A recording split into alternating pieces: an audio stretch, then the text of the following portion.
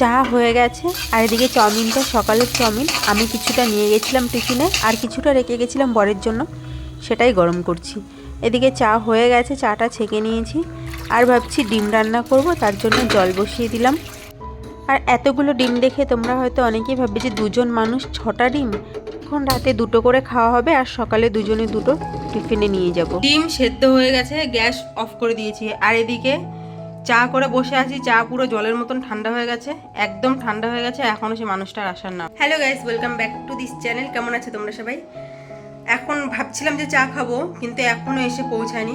আর এখন ডিম রান্না হবেও না, ডিমটা ফালতু ফালতু আমি সেদ্ধ করে নিয়েছি। সেদ্ধ যখন করে নিয়েছি 2টো ডিম সেদ্ধ খেয়ে নেবো, একটা ওকে দেবো, একটা আমি খেয়ে নেবো। তো নিয়ে আসছে মাছ, নিয়ে আসছে, বাজারে গেছিলো, মানে মাছের মার্কেটে গেছিলো, তার জন্য একটু লেট হচ্ছে। দেখা যাক কী কী মাছ নিয়ে আসে। আর তার মধ্যে আমি বিছানাটা একটুখানি চেঞ্জ করে নিয়েছি, বিছানার কাভারটা। কত রকম মাছ, অনেকটা ওয়েট। ফালতু ফালতু দেখো, আমার চা আবার এখন গরম করা লাগবে।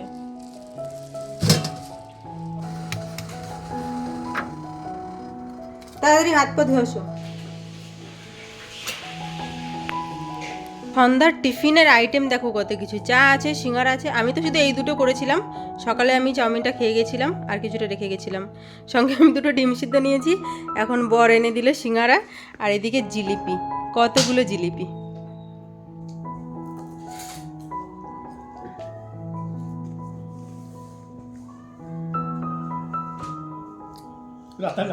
মানে খিদে যদি পরে পায় তো অল্প করে ভাত করে নেবো আর মাছ ভাজা করে নেবো। দেখবো কি মাছ নিয়ে এসছে, চলবে তো? আমি আর কিছু খাবো না, এই খেতে পারবো না। সব চাটনি আছে।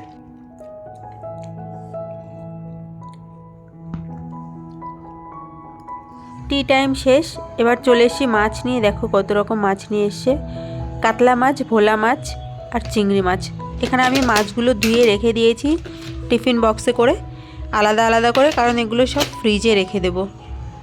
এখন আর কোনো কিছুই রান্না হবে না, কারণ টিফিনটা এত ভারী হয়ে গেছে সন্ধ্যার।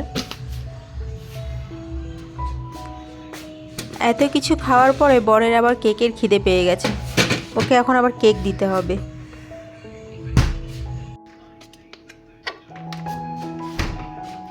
এই যে কেকটা রয়েছে, একটু আগে কিন্তু খেয়েছে একটুখানি, এখন আবার একটু খাবে।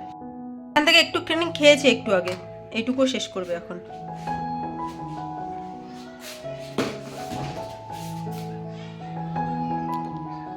উঠে বসে খাওয়ার ক্ষমতাটুকু নেই, হারিয়ে ফেলেছে, অসহায় তো। তো রান্নাবান্নার ঝামেলা এখন নেই, এখন আর কিছু রান্নাবান্না করবো না। যা খেয়েছে পেট ভরে গেছে ওতে। আমি আরেকবার চা খাবো, কারণ আমার ইদানিং আমার চায়ের নেশাটা অতিরিক্ত বেড়েছে, যেটা আমাকে খুব তাড়াতাড়ি নিজের জীবন থেকে ত্যাগ করতে হবে, না হলে হবে না। এটা কিন্তু পরের দিন সকালবেলায় আমি গরম জল করে নিয়ে আবার কম্বলের নিচে ঢুকে পড়েছি, প্রচণ্ড ঠান্ডা লাগছে। এতক্ষণ আমি ক্যামেরাটাই অন করিনি, ক্যামেরা অন না করে আমি বকবক করে যাচ্ছি। গুড মর্নিং গাইজ, সকালবেলায় আমি আমার ব্লগটি আবার কন্টিনিউ করছি, যেহেতু কালকে ব্লগটি শেষ করতে পারিনি তার জন্য। তো আমি অলরেডি ভাত বসিয়ে দিয়েছি, আমার মুখ ফুক ধোয়া হয়ে গেছে, ফ্রেশ হয়ে গেছে আমি। আর মাছ ভিজিয়ে রেখে দিয়েছি, মাছটা একটু নরম হলে মাছ রান্না করবো। ভোলা মাছ বের করে রেখে দিয়েছি, 4 পিস ভোলা মাছ ছিল। এদিকে আমাদের টিফিন চলে এসছে, এই যে এত কিছু।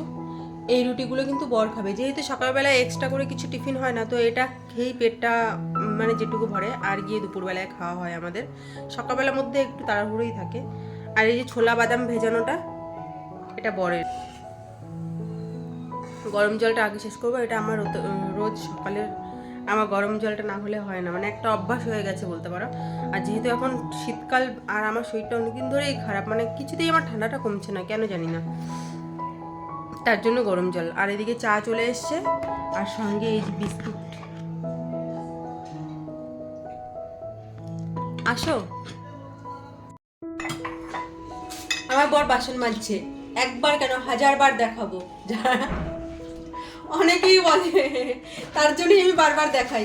ও আমাকে অনেক হেল্প করে। তো আজ সকালবেলা না তাড়াহুড়োর মধ্যে থাকে, যেহেতু ও ডিউটি যায় আমিও ডিউটি যাই, তার জন্য কাজ কারোর জন্য ভাগ করে নেই যে ও ওটা করবে ও সেটা করবে। কখনো কখনো ও রান্না করে, বাকি কাজগুলো আমি করি, কিন্তু বেশিরভাগটাই ওই করে। এদিকে এই যে 4 পিস মাছ রয়েছে, এটা আমি এখন সর্ষে বাটা দিয়ে করে নেবো, মানে আগে ভেজে নেবো মাছটা, ওদিকে ওর কাজ করতে থাকো। আমার সত্যি বরকে দিয়ে কাজ করাতে কোনো লজ্জা করে না, কোনো লজ্জা করে না। মাছগুলো গোটাই ছিল, কিন্তু যেহেতু টিফিনে নিয়ে যেতে সুবিধা হবে তার জন্য আমি 2 টুকরো করে নিয়েছি। আর মাছের জন্য আমি একটা মশলা করে নেব। নিয়ে নিলাম সর্ষে মাছের জন্য, আর একটু পোস্ত, কটা কাঁচা লঙ্কা, আর অল্প কটা রসুন। এটা বিহারিদের স্টাইলে, এটা মানে বিহারিরা কিন্তু এরকম সর্ষের মধ্যে রসুন ইউজ করে। তো আমার একটা বিহারি বান্ধবী আছে, আমি তার কাছ থেকে শুনেছি, আগে একদিনকে আমি রান্না করেছিলাম, টেস্ট কিন্তু দারুণ হয়। এটাকে আমি পেস্ট করে নেব। কী করবা তুমি? হ্যাঁ দেখি মুখটা দেখি, চেপ করে যে মুখে ওই এখন ফোম লেগে আছে। বড় টিফিনের মধ্যে ভাত আমার কিছু করা লাগে না, আমি বলি না নিজে থেকেই সব কিছু করে। হাতা ধুয়ে নিচ্ছে, এখন ভাতটা 2টো টিফিনে নিয়ে নেবে, একটা ওর একটা আমার। আর এদিকে তো এই যে মাছ ভাজা হচ্ছে, আর আমি মশলা করে নিয়ে চলে এসেছি। মাছের ঝোল হতে বেশিক্ষণ সময় লাগবে না। ফিট হয়ে গেছে, এই তুলে নিয়েছি। কালো জিরে দিয়ে দিলাম, আর দিলাম কাঁচা লঙ্কা।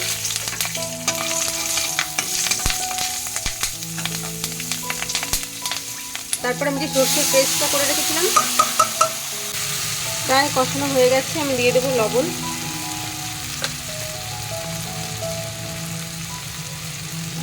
আর দেবো হলুদ। হালকা করে একটুখানি কষানো মানে রসুনের যে কাঁচা গন্ধটা সেটা চলে যায়। এবার জল দিয়ে দেবো।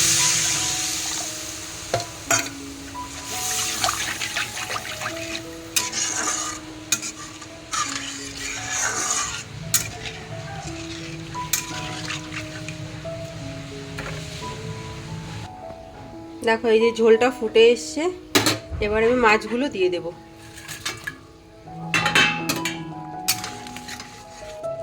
এটা টেস্ট কিন্তু দারুণ লাগে। ধনে পাতাগুলো কেমন মরা মরা অবস্থা হয়ে গেছে, যাই হোক এইগুলোই আমি কেটে ধুয়ে দিয়ে দেবো। দেখো হয়ে গেছে, আমি নামিয়ে নেবো, তার জন্য আমি ধনে পাতা দিচ্ছি। ধনে পাতাটা অপশনাল, তোমরা দিতেও পারো নাও দিতে পারো। এখন যেহেতু শীতকাল, ধনেপাতা সিজন, তাই সবকিছু ধনেপাতা। বর রেডি হয়ে বেরিয়ে গেছে অনেকক্ষণ আগে, আর এখন আমিও এই যে রেডি হয়ে গেছি, বেরিয়ে গেছি। তালা দিয়ে দিয়েছি ঘরে। খুব তাড়াহুড়োর মধ্যে আছি, লেট হয়ে গেছে, এখন আর কথা বলার সময় নেই, বাড়িতে এসে কথা বলছি। বাড়িতে এসে কথা বলবো কি, রাস্তা থেকেই আমার শ্বাসকষ্ট শুরু হয়ে গেছে। অনেক কষ্টে আমি ঘর অবধি পৌঁছেছি। ভাগ্যিস বড় আজকে তাড়াতাড়ি চলে এসেছিলো, তাই আমাকে অক্সিজেনে ওষুধগুলো দিয়ে দিল। এখন আমার একটু অক্সিজেন নিতে হবে, না হলে হবে না। এইভাবেই হয়তো একদিন আমি শেষ হয়ে যাব, আর আমার স্বপ্নগুলো স্বপ্নই রয়ে যাবে, স্বপ্নগুলো কোনোদিনও সত্যি হবে না। যাই হোক, খুব কষ্ট হয় যখন শ্বাসকষ্ট হয় না, প্রচণ্ড কষ্ট হয়। আর এই ওষুধগুলো না খুব দামি। আমার মাঝে মাঝে ইচ্ছে করে আমি বরকে বারণ করি, থাক আনতে হবে না, যা হবে হবে, কিন্তু না হলেও হয় না, কিছু করার নেই। তো চলো, আর ব্লগটা বেশি বড় করলাম না, আজকের মতো এখানেই এন্ড করছি। যে যেখানেই আছো সুস্থ থেকো, সাবধানে থেকো, সবাইকে সাবধানে রেখো। টাটা।